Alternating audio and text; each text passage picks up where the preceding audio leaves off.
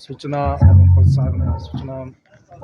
प्रसारण मंत्रालय के द्वारा सेवा सुशासन और गरीब कल्याण के जो 9 वर्ष का कार्यकाल माननीय मोदी जी के नेतृत्व में हुआ है, उसको लेकर जो हमारी केंद्र सरकार की उपलब्धियां हैं, जिस प्रकार से हमारा देश आगे बढ़ा है और निरंतर हर क्षेत्र में, चाहे साइंस टेक्नोलॉजी की हम बात करें, स्पेस साइंस की बात करें, डिफेंस सेक्टर की बात करें, या जो गरीब कल्याण की योजनाएं हैं, इंफ्रास्ट्रक्चर डेवलपमेंट की बात हम करें, हम एयरपोर्ट्स की बात करें, हम रेलवेज़ की बात करें, हम रोड इंफ्रास्ट्रक्चर की बात करें, या जो ग्रामीण क्षेत्रों की जो अधोसंरचना इंफ्रास्ट्रक्चर डेवलपमेंट हुआ है, निश्चित रूप से ये 9 वर्ष का कार्यकाल ऐतिहासिक रहा।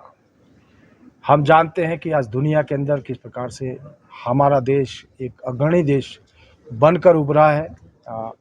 हर क्षेत्र में आज हमारे देश ने अपना लोहा मनवाया है। हम G20 की बात करें, जब पूरी दुनिया को ये दिखाने का प्रयास किया गया कि हिंदुस्तान जो सोने की चिड़िया कहलाता था, इसकी जो हमारी सांस्कृतिक धरोहर है, हमारी जो सभ्यता है, हमारा जो इतिहास है, पूरी दुनिया उसको देख सके। हमने अभी देखा जिस प्रकार से आदित्य यान की हम बात करें, या फिर जिस प्रकार से अभी हम चंद्रयान 3 के माध्यम से हमारा देश दुनिया का पहला देश बना जो दक्षिण ध्रुव के ऊपर अपना यान प्रक्षेपित करने में कामयाब हुआ। हम एक महान उपलब्धि के साथ दुनिया का पहला ऐसा देश बने और चौथा ऐसा देश बने जब हम चांद के ऊपर अपना उपग्रह भेज पाए। तो हम देखते हैं कि आज हर क्षेत्र में हमारा देश आगे बढ़ रहा है और जो जन कल्याणकारी योजना इस देश में लागू हुई, उनका लाभ आज 140 करोड़ लोगों के देश में सभी लोगों को मिल रहा है। हम आयुष्मान भारत योजना की बात करें, हम जो है आयुष्मान भारत योजना के तहत जिस प्रकार से 10 करोड़ से ज़्यादा परिवारों को जो 5 लाख रुपए की सुविधा दी गई, 11 करोड़ 72 लाख के करीब शौचालयों का निर्माण कर स्वच्छ भारत अभियान को आगे बढ़ाया गया। प्रधानमंत्री आवास योजना के तहत लगभग 4 करोड़ आवास बनाने का काम हमारी सरकार ने किया। किसान सम्मान निधि के तहत जिस प्रकार से किसानों को लेकर, चाहे वो किसान सम्मान निधि के माध्यम से या फिर प्रधानमंत्री कृषि सिंचाई योजना की हम बात करें, हम नैनो यूरिया की बात करें, या जिस प्रकार से कृषि क्षेत्र में हमारे देश ने विकास किया है, आज के समय में वो भी एक मील का पत्थर है। और सबसे बड़ी बात हम अगर करें, जब एक वैश्विक महामारी कोरोना के रूप में जब हमने अपने देश की एक नहीं 2-2 वैक्सीन तैयार करके 100 से ज़्यादा देशों को अपनी वैक्सीन जो है मुहैया करवाई, और मैं समझता हूं कि ये हमारे देश के इतिहास में पहली बार था कि कोई महामारी आने के बाद मात्र 9 महीने में हमने अपने वैक्सीन तैयार की और पूरी दुनिया को भी हमने वैक्सीन देने का काम किया। तो हम हर क्षेत्र में आज देखते हैं कि हमारा देश जिस प्रकार से आगे बढ़ रहा है, हमारी जो GDP आज दुनिया में सबसे बेहतर है, हम सबसे तेज़ गति से विकास कर रहे हैं। एक समय वो था 2014 में जब हम 11वें स्थान के ऊपर आज थे, अब उस समय थे, आज हम 5वें स्थान के ऊपर पहुंचे। ईज ऑफ डूइंग बिजनेस में हम लोगों ने लंबी छलांग लगाई है। तो हम हर क्षेत्र में आगे बढ़े हैं।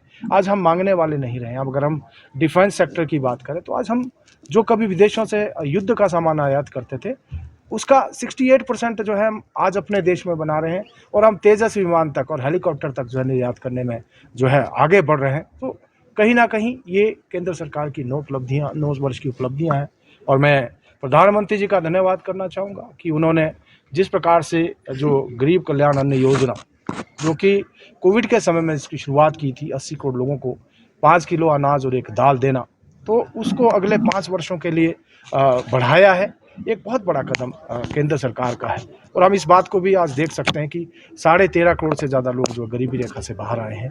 तो कहीं ना कहीं ये उपलब्धियां हैं जिसकी बदौलत आज हमारा देश आगे भी बढ़ रहा है, और हम उस दिशा में आगे बढ़ रहे हैं। जब मोदी जी के नेतृत्व में जब तीसरी बार प्रधानमंत्री बने, तो हम देश की तीसरी अर्थव्यवस्था भी बनेंगे, और जब आज़ादी के 100 वर्ष 2047 में हम पूरा करेंगे, उस समय हम विकसित राष्ट्र के रूप में दुनिया के मानचित्र के ऊपर खड़े होंगे। सांसद प्रतिभा सिंह का कहना है कि हिमाचल प्रदेश को पूरी तरह से इग्नोर किया है, चाहे आपदा का समय है, चाहे अन्य समय है। जो आर्थिक सहायता केंद्र से मिलनी चाहिए थी, 10 महीने में नहीं मिल पाई है।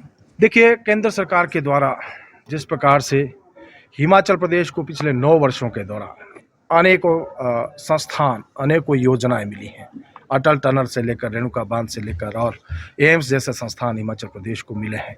मेडिकल डिवाइस पार्क हमको मिला है, हमको बल्क हिमाचल प्रदेश में हुआ है। और आज भी हम देखते हैं जब आपदा के समय में केंद्र सरकार के द्वारा जिस प्रकार से हिमाचल प्रदेश को, चाहे हम आर्थिक राशि की बात करें, जहां लगभग 1200 करोड़ रुपए की राशि हिमाचल प्रदेश को एनडीआरएफ के तहत और सीआरएफ के तहत केंद्र सरकार के द्वारा मुहैया करवाई गई।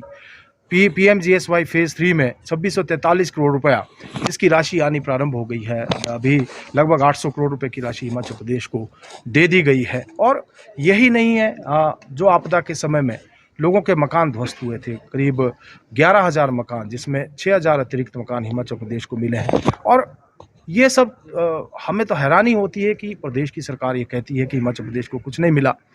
प्रदेश सरकार की एक नोटिफिकेशन है जिसमें इन्होंने जब आर्थिक पैकेज देने की बात कही, जो इन्होंने प्रदेश का आर्थिक पैकेज घोषित किया, उसमें एक नोटिफिकेशन इन्होंने की है। उसमें स्पष्ट रूप से लिखा है कि ये जो राशि है उसमें केंद्र सरकार के द्वारा, मिनिस्ट्री ऑफ होम के द्वारा जो गाइडलाइंस हैं और जो पैसा एनडीआरएफ के तहत हमको मिला है उसमें से पहले पैसा दिया जाएगा और उसके बाद प्रदेश सरकार जो है राशि देगी। अर्थात जो ये घोषणा तभी संभव इन्होंने तब नोटिफिकेशन की है जब केंद्र सरकार ने पैसा दिया। अगर ऐसा नहीं होता तो ये अपने नोटिफिकेशन में ऐसा नहीं लिखते, लेकिन इन्होंने स्पष्ट रूप से लिखा, शायद 13 सितंबर की नोटिफिकेशन है, जिसमें इन्होंने स्पष्ट रूप से लिखा है कि हम जो पैसा जो देंगे वो केंद्र सरकार की गाइडलाइंस के अनुसार और केंद्र सरकार ने जो राशि हिमाचल प्रदेश को दी है उसमें से देंगे। अर्थात प्रदेश सरकार झूठ बोलने का प्रयास कर रही है, ये झुटलाने का प्रयास कर रही है, लेकिन स्वयं उन्हीं की चिट्ठी से मालूम हो जाता है, उन्हीं की नोटिफिकेशन से मालूम हो जाता है कि केंद्र के द्वारा जो है हिमाचल प्रदेश को राहत राशि मिली है।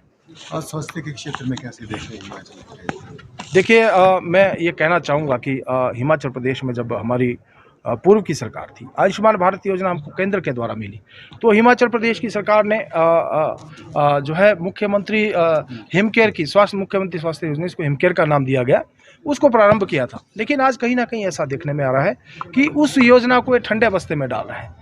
केंद्र सरकार के द्वारा हर संभव सहायता हिमाचल प्रदेश को मिल रही है। हम देखते हैं आज स्वास्थ्य क्षेत्र में हमारा प्रदेश जो देश में नंबर 1 पर था हमारी सरकार के समय में, अब कहीं ना कहीं पिछड़ता नजर आ रहा है। आज हम हर जिला से बार बार ये खबरें आ रही हैं कि जो है स्वास्थ्य क्षेत्र में हम लोग लगातार जो है पिछड़ते जा रहे हैं। तो ये हमारे लिए, मैं समझता हूँ, चिंता का विषय है।